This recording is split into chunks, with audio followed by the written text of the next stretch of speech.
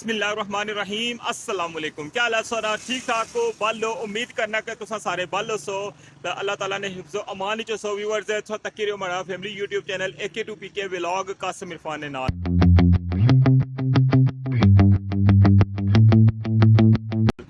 Viewers अज मैं मौजूद हाँ मीरपुर आज़ाद कश्मीर ने अंदर जनाब वाई क्रॉस पर इस्लाम खलते हैं तो अज की हमारी वीडियो है जरा उसका टॉपिक है इलामा इकबाल रोड। इलामा इकबाल रोड की अज मुकम्मल डिटेल दे सकती कि इलामा इकबाल रोड जी है वो कदू मंजूर हुई, कदू इसना जरा सी वो संगे बुनियाद भी रखा गया, उसने नानी तख्ती भी लाई गई।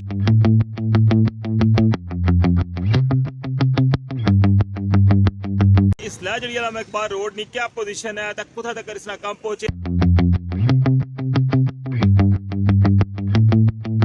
वाई क्रॉस तो जिला रोड बनना स्टार्ट हुई है तो ये पहले कुथा तक गई है तो फिर ये स्टॉप हुई।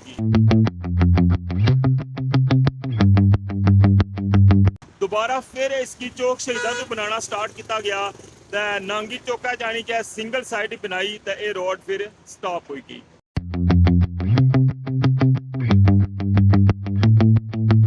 जिस तरह कि इसने इफ्ताही तख्ती पर लिखा कि ये रोड वाई क्रॉस तो जासी पुरानी चुंगी ये रोड उन पुरानी चुंगी तक जासी या ये चौक शहीदा तक खरीदे सी। तो चलने स्टार्ट करने अज ना व्लॉग। अगर तुम व्लॉग पसंद आया तो हमारी वीडियो की लाइक कर छोड़ो, तो अगर तुम हमारे चैनल पर नवे हो तो हमारे चैनल की सब्सक्राइब कर छोड़ो। व्यूअर्स मैं इसलिए खलते हैं वाई क्रॉस सामने तक ही सकने हो। इतों जरा ना दो रोडां स्टार्ट हुई जानियां। एक रोड जी बार बार रशनी है जी साड़ी चौक शहीदा च आई के टच होनी है व्यूअर्स। तो दूई रोड है जी साढ़े मीरपुर शहर चो कल्याल शहर चो गुजरी के रशनी है तो चौक शहीदा तक रशनी है। इससे पर जरा ना वो इलामा इकबाल रोड है व्यूअर्स। तो ये रोड जी है ना ये 2020 मंजूर हुई सी जरा चौधरी सही साहब ने बकोल तो 2021 या 2022 जिसने पर काम स्टार्ट होना सी क्योंकि रोड की हालत बहुत ज़्यादा खराब सी। तो ये रोड जी सफ़र ने काबल बिल्कुल नहीं सी रही व्यूअर्स। लेकिन जरा ना 7 जनवरी 2023 तक ही सकने हो कि जो साढ़े सदर रियासत उन्हें इसना इफ्ताह किया सी। लेकिन जला ना ये रोड इतों बनना स्टार्ट हुई है तो ये कंप्लीट नहीं हुई। हालांकि तुम इसके उपर तक ही सकने हो। इसने उपर जो इसना रूट भी लिखा कि ये रोड इतों ले के आता है वाया चौक शहीदा आज़ाद चौक तो होनी हुई जी है ना ये चुंगी पुरानी चुंगी पर जानी सी। इसने साड़ी पूरी कोटली रोड भी जी है ना वो भी कवर होनी सी व्यूअर्स। लेकिन ये रोड इतों स्टार्ट हुई तो ऐसा सामने सो तक ही सकने हो कि ओल्ड इंडस्ट्री एरिया वै इत्था तक ये रोड बनी है तो मुड़ी ये रोड जी है ना इसकी बंद कर छोड़िया। सामने तक ही सकने हो इसने रोड ने अपर तुसा की निशान भी नज़र आसन तो मुड़ी क्या काफ़ी टाइम जरा ना इसने की जरा स्टॉप कर छोड़िया। बकोल अगर उन्होंने ज़बानी गल की जाए कि जी ये फेज़ 1 सी साड़ा तो फेज़ 1 जरा ना इतना क्लोज हो गया। दोबारा फिर जनाब इन्हें फेज़ 2 शुरू किया तो उसने जरा ना चौक शहीदा तो जरा ना इन्हें उसकी कारपेट करना शुरू किया। जिस तरह की रोड ऐसी उससे ने अपर ही मसलन उस रोडा की कोई ना बिल्कुल नहीं छेड़िया। तो एक दिहाड़े ने अंदर अंदर जरा चौक शहीदा तो लेके तो नांगी जरा चौक है सामने तो तक ही सकने हो इत्था तक ये रोड बनी है सिर्फ सिंगल साइड तो मुड़ी का फिर इसकी इत्था क्लोज कर छोड़िया।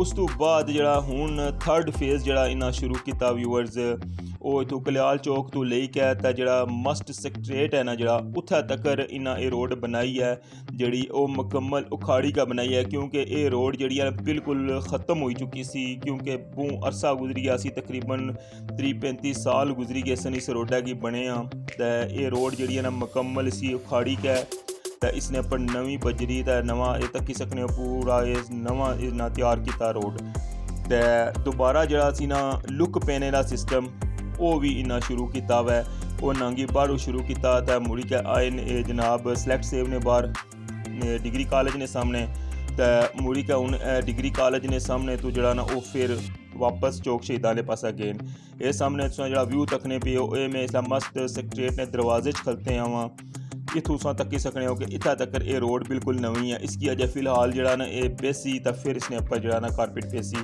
तो फिलहाल जरा सी ना वो डिग्री कॉलेज तो इन्ना वापस जरा ना चौक शहीदा वाले पास जरा टर्न किया वै तो तुसां की दसने ए तक ही सकने हो। ये नवा ट्रैक सारा बनया व्यूअर्स ये 5 फुट जरा एक साइड है तो 5 फुट जरा दूई साइड जरा इन्ना लुक पाई है। बाकी इसने नाल जड़ियाँ साइडां जड़ियाँ वो भी तकरीबन जरा ना वो बड़ियाँ खूबसूरत बन सन इंशाल्लाह। अगर इस फेज़ जेह्ड़ा कम्म मुकम्मल होई गया ते हून जेह्ड़ा वै इत्थूं एह् वापस जाई दिन चौक शहीदां तक ते तुसें दस्सने आं कि इसलै रोड जेह्ड़ी ऐ ओह् कुत्थै तक्कर पुज्जी ऐ। एह् चौक शहीदां तक मुकम्मल करी के ते इंशाअल्लाह जेह्ड़ा ना आनन कि एह् इसकी इत्थूं खड़सन क़ायद आज़म चौक, फिर इसकी खड़सन जनाब आज़ाद चौक तक ते अग्गों जेह्ड़ा ना फिर पुरानी चुंगी तक भी इंशाअल्लाह एह् मुकम्मल कारपेट होसी।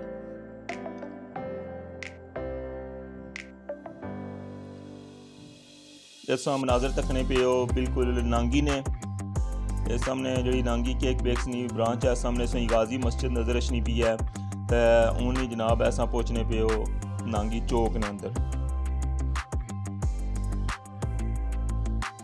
तो व्यूअर्स तुसां गी दस्सां ना तो रोड नी जी सलैनी पोजीशन है ना वो ये है कि ये रोड जी है क्राउन प्लाजे ने बाहर तक इत्थै तक कंप्लीट हुई है व्यूअर्स। तो इस तू अग्गै जड़ा ना ये कम्म अजे होसी ते कियां कि जड़ा ना राती कम्म करने क्योंकि दिहाड़ी जड़ा ना बहुत ज़्यादा रश होना में उसकी वजह तो दिहाड़ी कम्म करना मुश्किल जड़ा होना में क्योंकि साढ़े लोग हैं जेह्ड़े तावन नहीं करने सपोर्ट नहीं करने लिहाजा जड़ा ना राती कम्म करने के जिसलै थोड़ा ट्रैफिक कम हो जाए ते ऐसी जी इसलै मौजूदा जी अल्लामा इकबाल रोड नी पोजीशन तो तुसां गी उम्मीद करना कि पसंद आई होसी।